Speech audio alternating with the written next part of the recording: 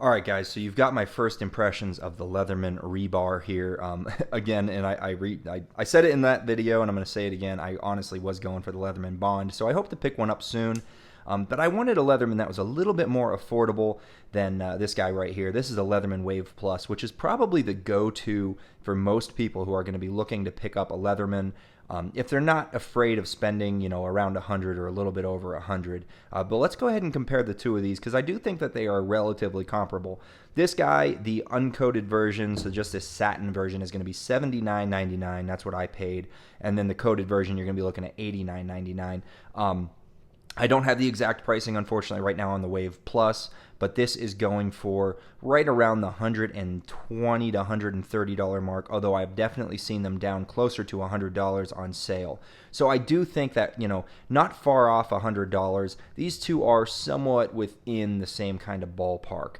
But ultimately what I want to do is I want to go over the features of these to maybe help you guys decide, is it worth the extra money for something like the Wave Plus, or do you want to save, I don't know, $30, $40, $50 on the Leatherman Rebar, even though it may not offer some of the features that are here. So let's go ahead and start off by just looking at them closed. We're going to get pretty much the exact same size as far as the profile, but where it's going to differ is definitely the thickness. You can see that the Rebar is considerably thinner than the Wave Plus, and of course you throw the pocket clip onto that and look at that. That is quite the difference in thickness, but of course that pocket clip, if you do have it installed, is going to be riding on the outside of the pocket. And the nice thing about the pocket clip is it's easily removable. And if I remember correctly, this pocket clip does come with the Wave Plus in the packaging. You got to kind of push it on there. And it is very easy to take on and off. But yeah, I'm pretty sure this does come in the packaging and it fits quite well, unlike the Leatherman Surge, which is sort of out of this price range. That's about $150, $160 minimum, and it is much bigger than the two of these. I've actually got it right here, and you can see that big boy. So this is kind of the next step up from here. So we're not really even going to even put this guy in this comparison because this is sort of a whole new arena when it comes to multi-tools. So we're just going to focus on these two. But you know what? Let me go ahead and grab a scale real quick. I would like to see a weight comparison on the two. All right, so I've got my scale here and my paper towel to wipe it up a bit. I had to steal this from the kitchen. It was kind of gross. I'm going to see if I can make it so you guys can see the number on there just barely. Let's try to adjust the camera a little bit. Nope, made it worse. Yeah, you can sort of make it out. I'm not sure we're going to make this work too well. I will read the number off to you, though. So the Leatherman Wave Plus, we are going to be, zero that out, 8.64 ounces. Leatherman Rebar, 6.63. So 8.64, 6.63. You're about 2 ounces lighter on the Leatherman Rebar, which you will feel in your pocket.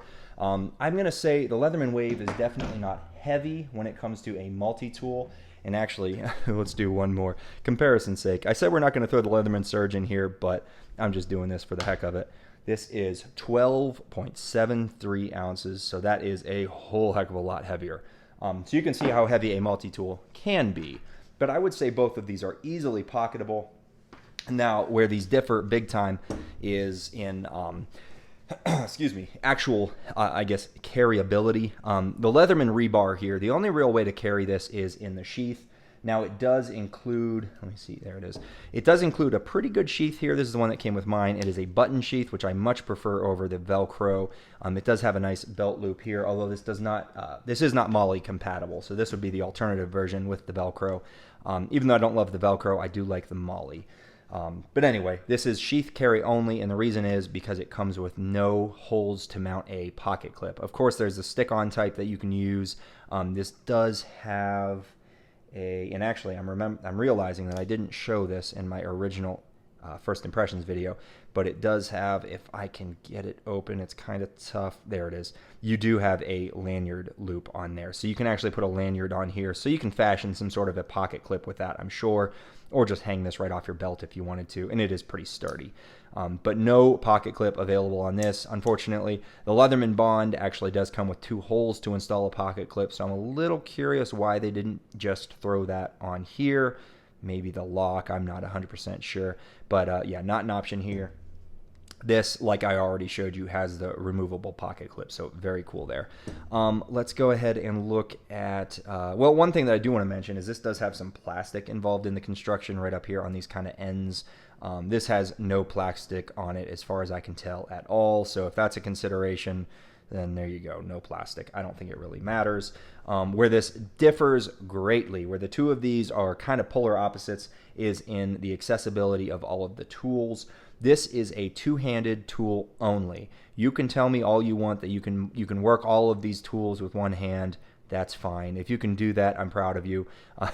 But this is not designed to be a one-hand operational tool. Again, can you do it? Probably. It's not designed for it. This here, however, the pliers are not designed to be one-hand opening, but mine is looser, so I could do it if I needed to. But what is designed to be one-hand opening is all of the external accessible tools, and they are quite easy to access with one hand. You can see they also lock into position using their own separate kind of liner locks here. There's the knife blade. It's got that liner lock.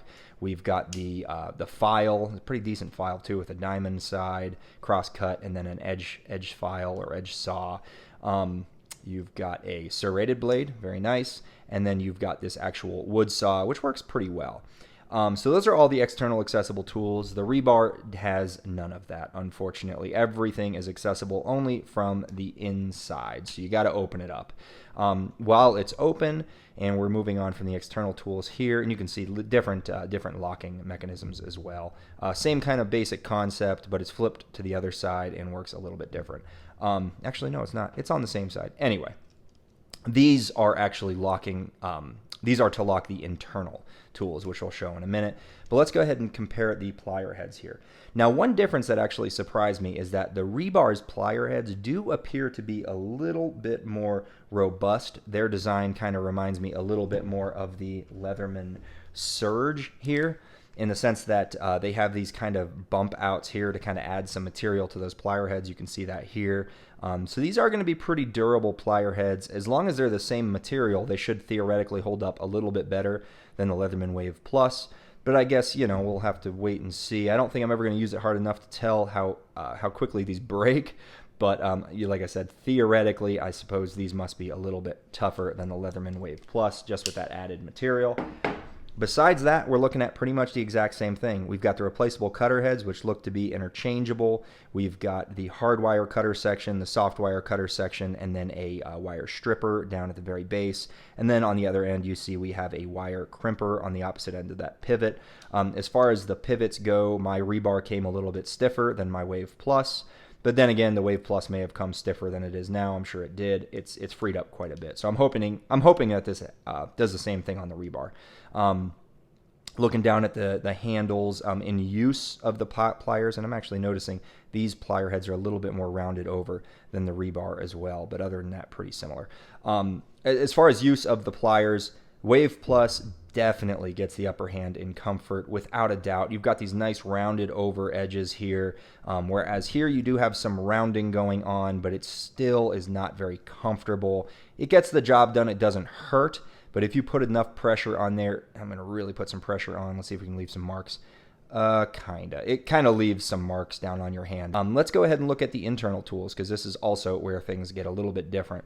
You can see that we do have on this, we have a can opener.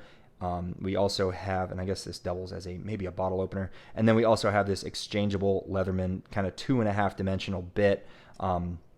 You can see it flips over to a flathead and a Phillips. So pretty useful there, the fact that you can get bit kits and use all kinds of different bits. However, you should notice that this is not going to fit down inside of a slot very easily. And then another thing to notice is this does lock into place right here, and then you just press this to unlock it. But again, very short, stubby, not a whole lot of shank there to fit down into a slot. And then over here, we'll look at some other tools. We do have a pair of, if we get it open, I guess you have to open it all the way. Might as well. Let's just show how these scissors work. You do get a pair of scissors. They're pretty decent scissors, kind of dainty there, but I haven't had an issue with them being not tough enough. They've cut through everything I wanted it to. Zip ties, paper, everything. And then they kind of have to fold in like this.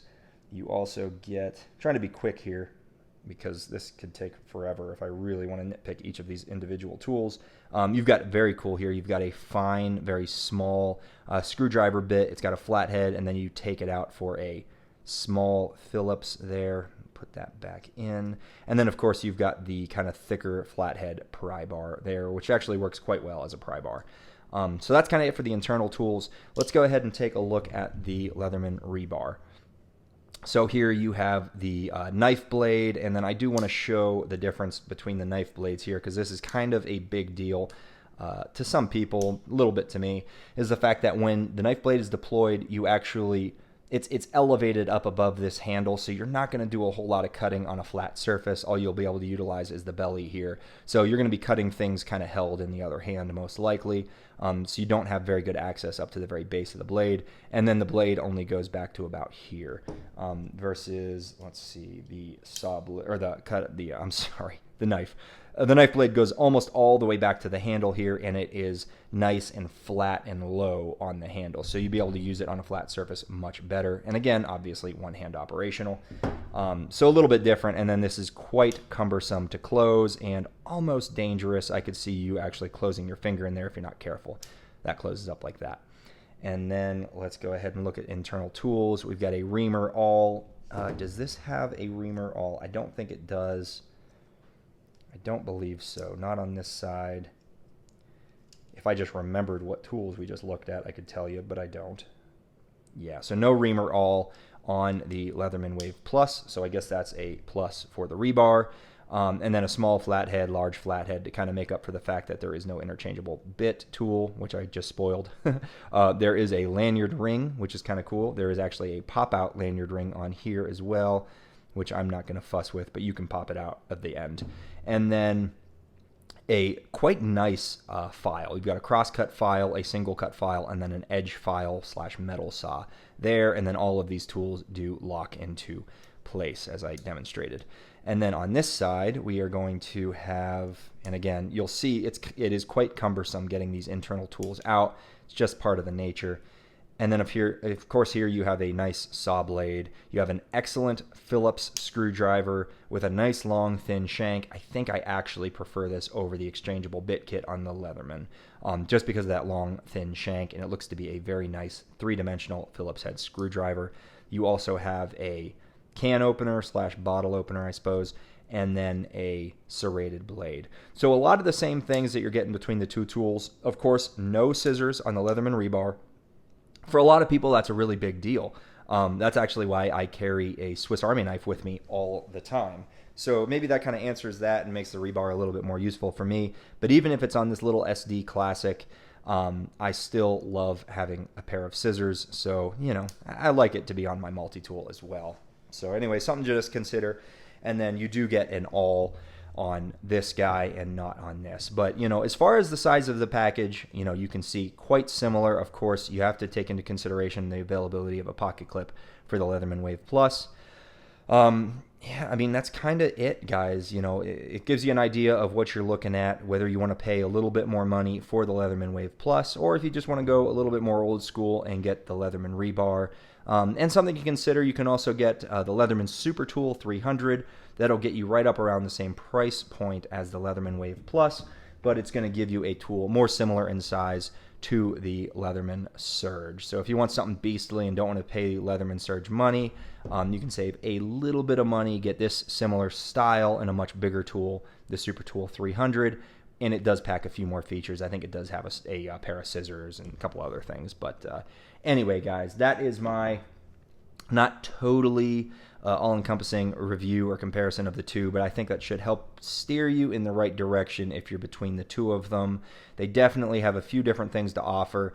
This is a much more classic, old-school two-handed design, and this is a little bit more modern, more convenient design, but you're going to certainly pay the money for it. So I really hope that helped. Anyway, guys, thanks for watching. If you liked the video, leave a like. If you have anything to add, if there's anything that I missed, please leave a comment. I love reading through them. Oh, and then materials. Sorry, before I forget, materials, pretty much the same thing on these. If I'm wrong about that, correct me, but I'm pretty positive they are essentially the same materials here, blades and all.